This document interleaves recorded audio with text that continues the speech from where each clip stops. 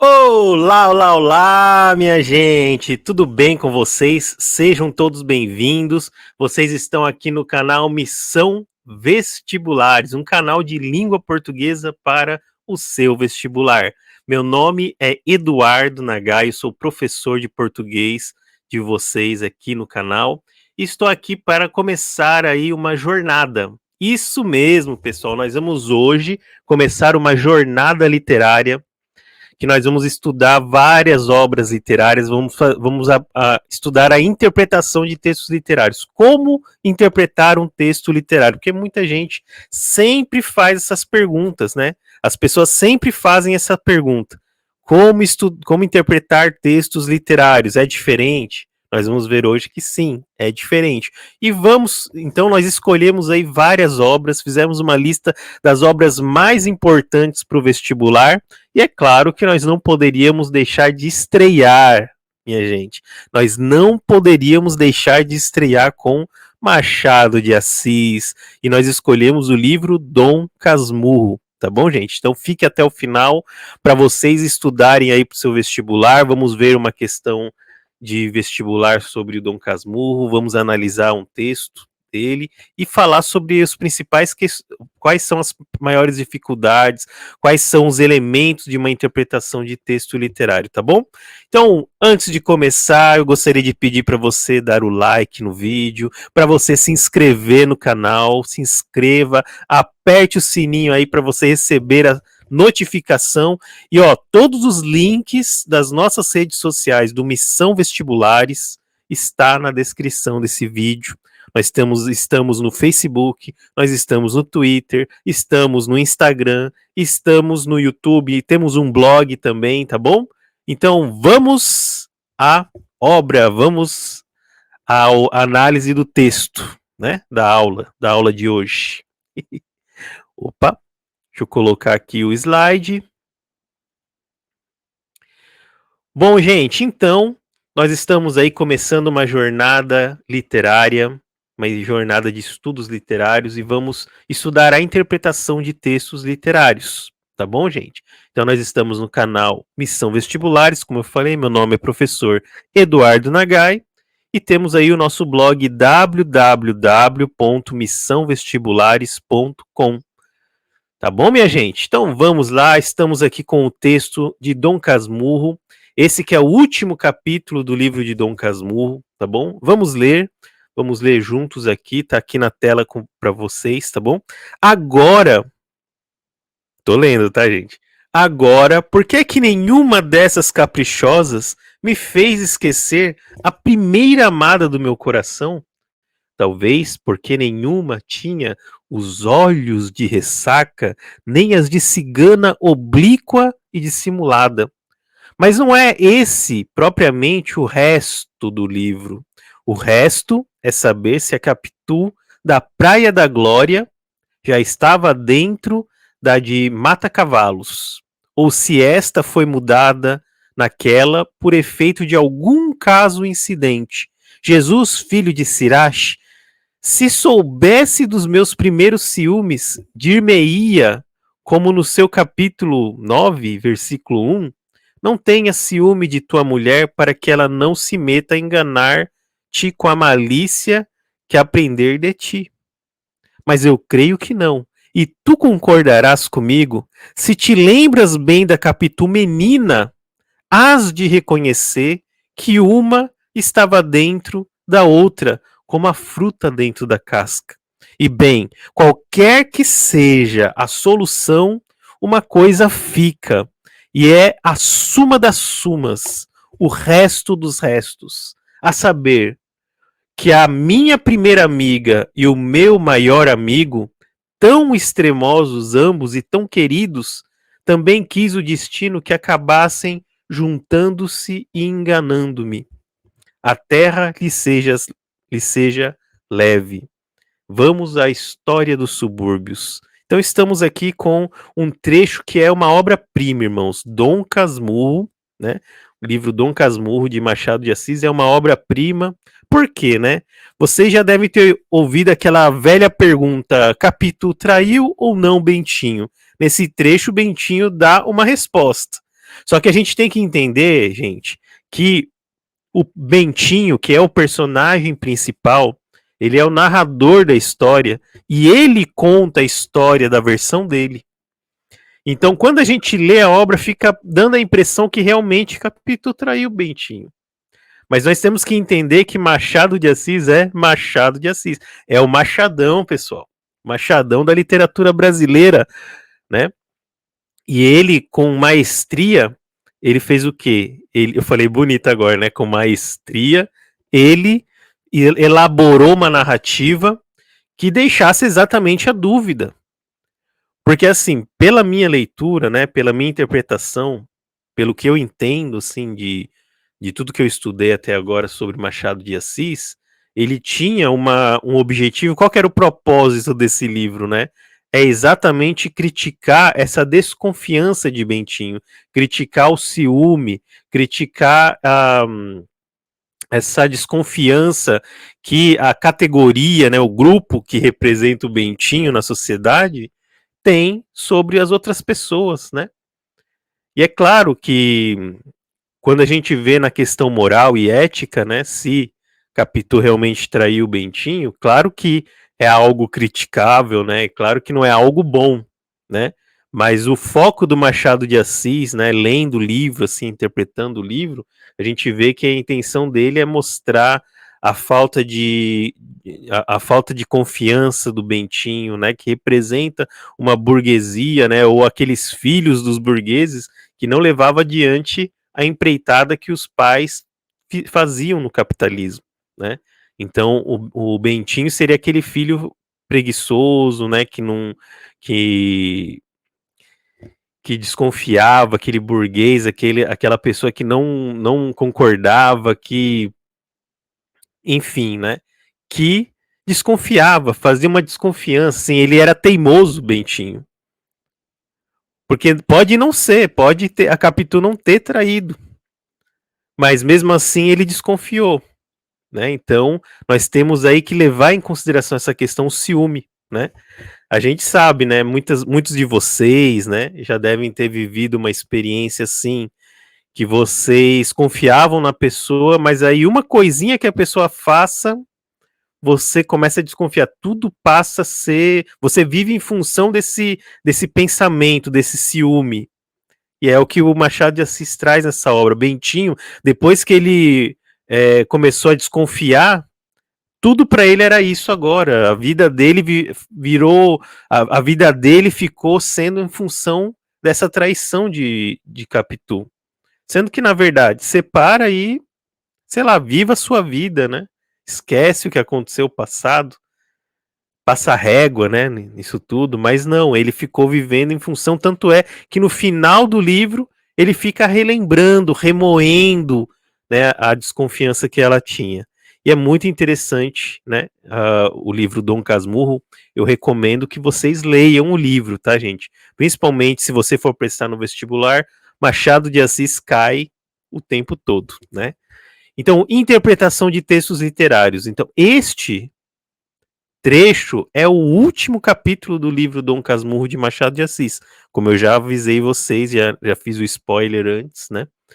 Para interpretar um texto literário, é necessário reconhecermos a obra e o autor em primeiro lugar. Aqui a gente já vê uma diferenciação de outros textos que não sejam literários, né? Por exemplo, um texto de jornal. Quando a gente vai interpretar um texto de jornal, um texto jornalístico, o autor não necessariamente interfere na interpretação. Quem é o autor, a vida do autor, isso não vai interpretar, não vai alterar a interpretação. Por quê? Porque normalmente no jornal o texto é mais imparcial, deveria ser mais imparcial.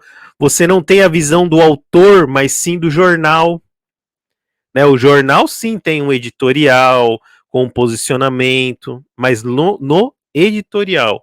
Agora, os textos, né, que os redatores escrevem nos jornais, eles, o autor não necessariamente deve interferir na interpretação, porque quem manda é o jornal, é a visão do jornal, é o ponto de vista do jornal, mas não o autor do texto, aquele que escreveu, que redigiu o texto.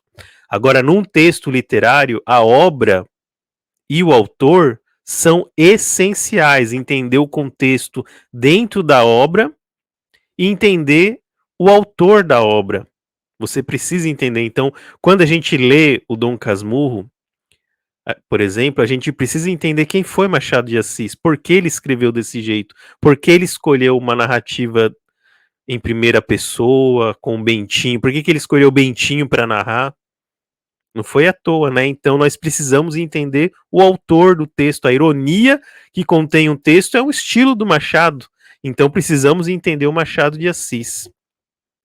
Precisamos estudar também sobre o contexto, bem como a escola literária dessa obra. Então, contexto, pessoal, é a história, né?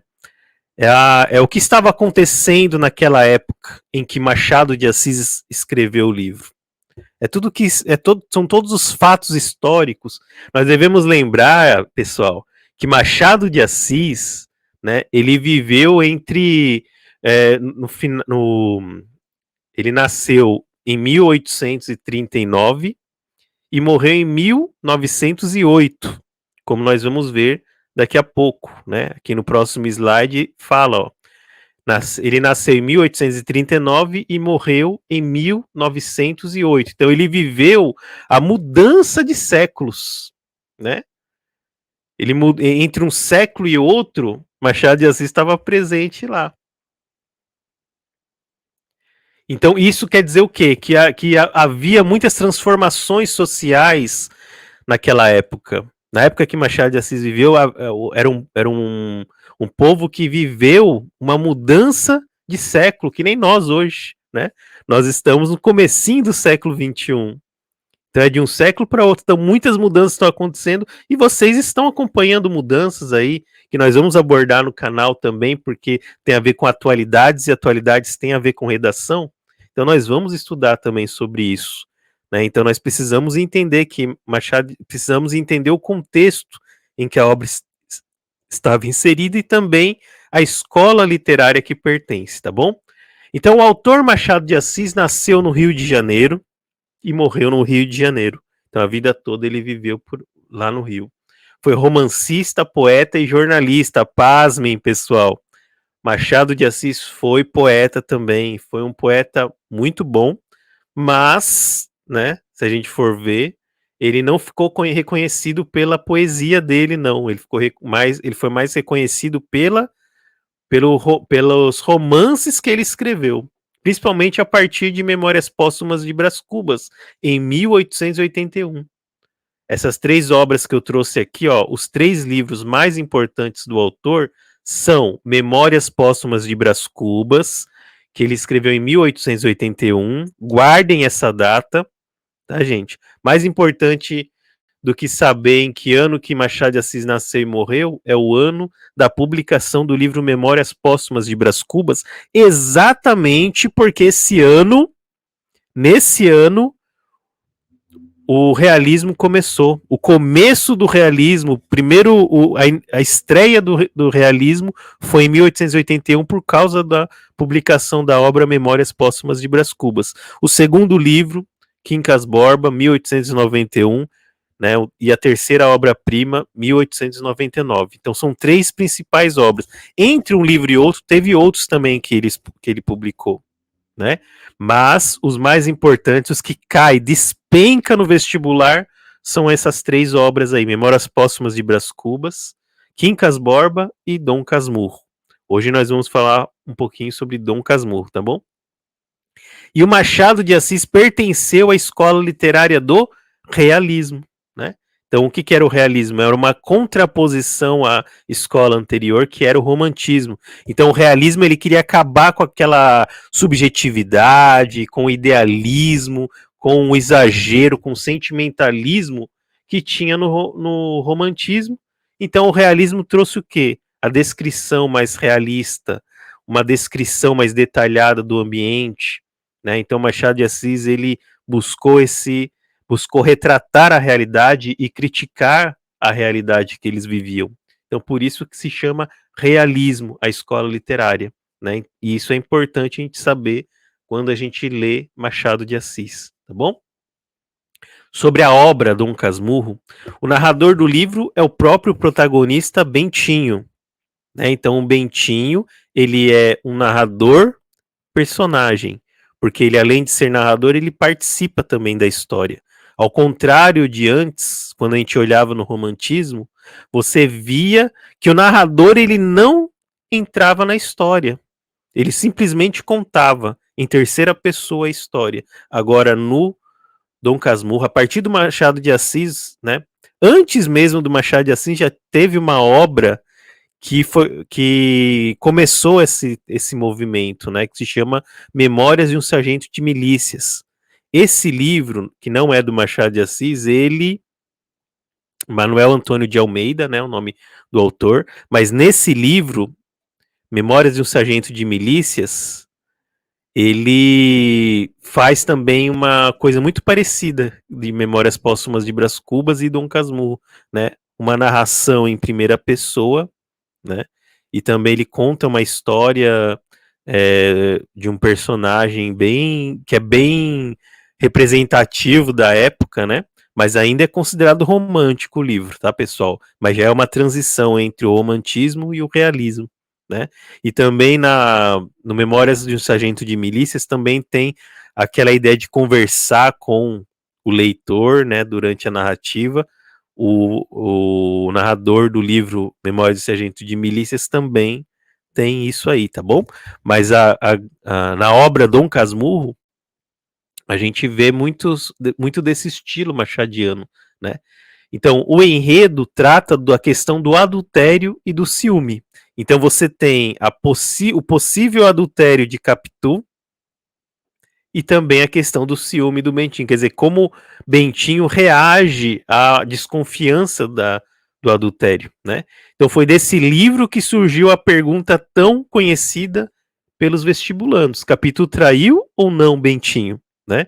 Então Capitu é uma personagem por quem Bentinho se apaixona. Eram vizinhos e amigos de infância, né? Então Bentinho arde-se em ciúme quando Escobar, amigo de Bentinho, aproxima-se de Capitu. Então o próprio Bentinho queria apresentar o Escobar para Capitu, porque era o melhor amigo dele, né? Então Escobar era o melhor amigo de Bentinho e ele apresentou, né? Ele levou Escobar para casa dele, né? Apresentou para a família, porque era um amigo do seminário, né? O Bentinho fazia seminário naquela época, né? Na história, e levou e conheceu Escobar, né? E os dois conviviam bastante entre si, né? E aí Capitu então conheceu Escobar. Então o romance é narrado em primeira pessoa, né? Quando o narrador participa diretamente dos fatos, né? Então você vê que durante a trama aparece muito essa questão da traição, né? Então o trecho que nós lemos é parte do último capítulo do livro. E nesse capítulo, Bentinho faz alusão à possível traição de Capitu, né? Então ele sempre se refere a ela, né, a Capitu. O Bentinho sempre se refere, o narrador sempre se refere a Capitu como portadora de olhos de ressaca, né? Então ele sempre fala dos olhos de ressaca de Capitu, dos olhos de cigana oblíqua e dissimulada, induzindo o leitor a ver a personagem como uma pessoa manipuladora, né? Aquela pessoa que consegue o que quer, né? Uma pessoa malandra, né? Que consegue induzir, levar a pessoa a fazer o que ela quer, né? Então e também é interessante desse trecho que o Bentinho faz uma comparação entre Capitu menina e a Capitu adulta, né? Que cometeu adultério lá com o Escobar, né? Usando a linguagem figurada. Uma estava dentro da outra como uma fruta sem casca. Então ele comparou a Capitu criança com a Capitu adulta, falando uma estava dentro da outra como uma fruta sem casca. Vamos reler então esse trecho. Opa, né? Então vamos reler o trecho do livro que a gente acabou de ler. Vamos reler então, considerando essas informações que eu dei para vocês verem como que essas informações mudam o entendimento do texto, tá bom? Ó, Agora, por que é que nenhuma dessas caprichosas, né? Quer dizer, as relações que ele teve depois da Capitu, por que que nenhuma dessas caprichosas me fez esquecer a primeira amada do meu coração? Ou seja, a Capitu? Talvez porque nenhuma delas tinha os olhos de ressaca, nem as de cigana oblíqua e dissimulada. Lembra que eu falei para vocês? Ele sempre faz alusão sobre os olhos de ressaca da Capitu, os olhos de cigana oblíqua e dissimulada, que ele se apaixona por isso, né? Por esse olhar que ela tinha, né? Mas não é esse propriamente o resto do livro, né? Quando ele fala o resto do livro, o que será que ele está falando quando ele fala do resto do livro? Quer dizer, é o fim do livro, né? É o que sobra depois que acaba a história. Acabou a história, o que aconteceu com cada um? Qual foi o final? Qual foi o desfecho? Qual foi o resto do livro? O resto é saber se Capitu, da Praia da Glória, já estava dentro da de Mata Cavalos. Lembrando, gente, que a Capitu de Mata Cavalos, né? Mata Cavalos era o lugar onde era a casa de Bentinho e de Capitu, né? Porque eles eram vizinhos. Então, Mata Cavalos era o bairro onde eles moravam. Era o bairro onde eles moravam. Então, ele se apaixona naquele momento, naquele lugar, né? Então, a Capitu de Mata Cavalos, quer dizer, o Capitu da infância dele. Ou a Capitu da Praia da Glória, que foi o momento quando ele começou a desconfiar que Capitu tinha traído ele, foi quando Escobar se afogou na praia, né? Ele morreu. E aí no enterro que foi, né, ele morreu na Praia da Glória e na Praça da Glória teve lá o funeral, teve o velório, né? E quando o Capitu olha para o defunto, né? Olha pro Escobar morto, ela começa a cair lágrimas, né? E aí Bentinho ele vê aquilo, né? E começa a interpretar como se ela tivesse traído. E aí tudo tudo que acontece depois é ele desconfiando dela, né? Até o rosto do filho, né, Ezequiel, que a Capitu teve com Bentinho, né? Ezequiel, até o Ezequiel, ele olhava para o Ezequiel, para o filho dele e via o Escobar lá no filho dele, né? E de tanta que era a desconfiança, né? Então, será? O resto é saber se a Capitu da Praia da Glória já estava dentro da de Mata Cavalos ou se esta foi mudada naquela por efeito de algum incidente, né? E aí ele faz uma alusão à bíblica, né? Jesus, se soubesse dos meus primeiros ciúmes, dir-me-ia, como no seu capítulo 9, versículo 1. Não tenha ciúme de tua mulher para que ela não se meta a enganar-te com a malícia de que aprender de ti. Aí ele continua, mas eu creio que não. E tu concordarás comigo, se te lembras bem da Capitu menina, há de reconhecer que uma estava dentro da outra. Então ele está afirmando, ó, uma já estava dentro da outra. Quer dizer, a Capitu traidora já estava dentro da Capitu da infância que ele conhecia, que ele era apaixonado, que ele romantizava, né? Olha, até aí, gente, você vê a crítica ao romantismo, porque o Bentinho daquela época, o Bentinho criança, romantizava, né? Idealizava a Capitu. E aí, quando ele se dá conta, a Capitu não era tudo aquilo que ele pensava, que ele sonhava, né? Que ele achava que era. Mas por quê? Não é porque ela estava errado ou não, mas porque ele romantizava, né? Bem interessante esse livro. E bem, qualquer que seja a solução, uma coisa fica. E é a suma das sumas, né? O principal do principal, é o resto, é o fim do fim, né?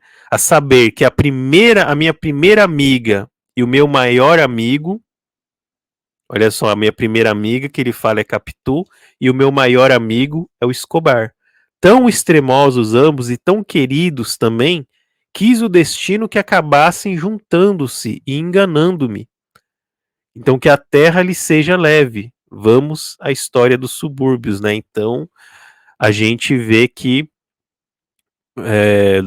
o Bentinho estava muito bravo aí com os dois, né? Então, essa é a história, né? Então, a gente, quando vai interpretar um texto, a gente sempre tem que olhar os elementos de um texto literário. Em primeiro lugar, o autor, quem foi o autor?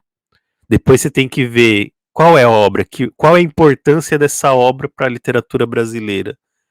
E também nós temos que entender qual é o contexto, né, em torno do livro. Na época que Machado de Assis escreveu, quais são os fatos que estavam acontecendo, quais os fatos históricos que estavam acontecendo, e qual é a escola literária que pertence à obra. Então, todas essas coisas, todos esses elementos, nós temos que considerar na hora de interpretar uma obra. Tá bom, minha gente? Bom, agora Dom Casmurro no vestibular. Então, a gente acabou de ler o trecho, né, da pergunta. Estou aqui com uma pergunta da PUC Paraná, que também caiu na UEL, que é a Universidade Estadual de Londrina, nessa pergunta aí. Houve algumas modificações, mas a pergunta é a mesma. Segundo o texto, pode-se afirmar que após narrar a sua história, Bentinho, o narrador protagonista, conclui que Capitu já possuía em criança os traços psicológicos que a caracterizavam na idade adulta. Vamos pular essa pergunta, essa alternativa. B.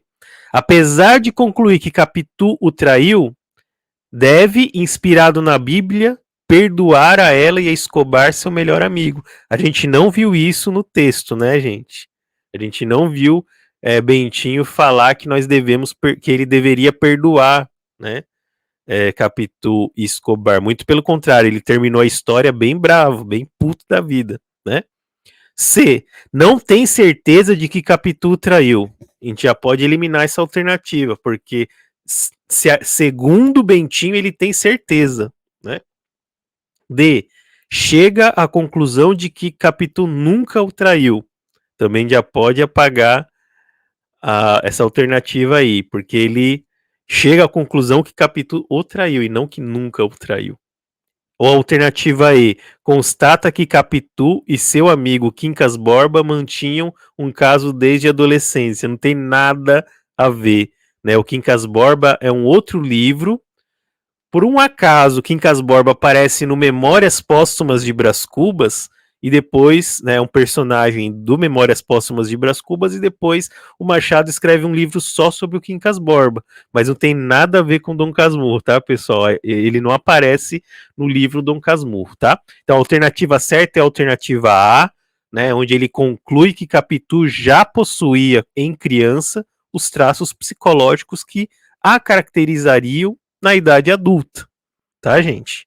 Então é a alternativa A essa pergunta que caiu na PUC, tá bom? Então, foi dessa forma aí, eu gostaria de encerrar, né, a aula de hoje, falando da importância da gente interpretar os textos literários, da importância da gente considerar os elementos de um texto literário, o autor, o narrador, né, a história. A gente deve considerar o contexto histórico, tá bom? Então essa foi a primeira aula que nós tivemos aqui no YouTube. Na próxima aula nós vamos continuar falando sobre interpretação de texto literário, só que a gente vai para poesia, tá? Então a gente vai vai interpretar um texto poético, vai analisar um texto poético, tá bom? Então obrigado por assistir a essa videoaula. Não se esqueça de dar o like no vídeo, de se inscrever no canal. Bons estudos, tá, pessoal? Então nós temos aqui as redes sociais, o YouTube, o Instagram, o blog no WordPress, e todos os links estarão disponíveis para vocês aqui na descrição do vídeo. Então nos busque lá, procure, nós temos bastante conteúdo que nós produzimos, principalmente no blog, tá, pessoal? No blog é onde eu concentro o maior número de conteúdo até agora, tá bom? Mas também no Instagram, no Facebook, tá bom? Nós também estamos postando vídeos e textos nessas outras redes sociais, tá bom? Então, muito obrigado, bons estudos, estudem bastante. Esse ano vai ser o ano do seu vestibular e eu sei que você vai ter sucesso aí no seu vestibular, tá bom, gente? Então, até a semana que vem, até a próxima aula e até a próxima, pessoal. Fui!